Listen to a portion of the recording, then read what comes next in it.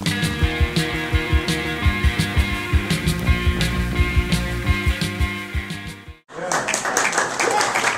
and gentlemen, he needs no introduction, except you're lucky to see him within 24 hours or so of his announcement for the United States Senate on the Republican side, a person I've known actually for about 20 years, Senator Dino Rossi.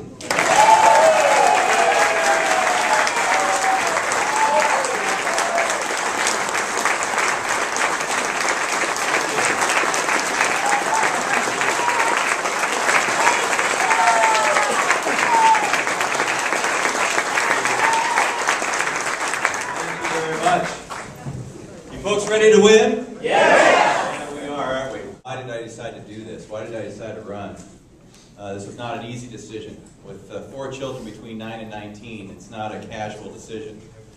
But you know what? Our country's in trouble. It's in serious trouble. And I think we all understand that. And it came down to worrying about my wife and my kids if I were to do this. And my wonderful wife, Terry, many of you have met my wife, Terry. It's the greatest blessing in my life for 23 years now. And she says, I appreciate that you're worried about us. She said, but you have to take this to a different level. And she said the other level is, what kind of country are we going to leave our children? And if you're in a position to do something about this, isn't it your responsibility to do it? So what's this election going to be about? It's actually going to be about the purpose and role of government. And should it be a limited government or should it be an overreaching government? That's what this is going to be about. You see what's happening at the federal level, where they're gathering up all this power. You know, they're controlling car companies, banks, insurance companies, student loans, and health care. You think about that. Every time they raise your taxes, they're taking money from the job-creating, wealth-creating sector of society and putting it into government for temporary jobs. That's what's happening. When our own bankers, the Chinese, last time I checked, they were communists, would tell us we're spending too much money, we're spending too much money. Clearly, we're headed for a brick wall.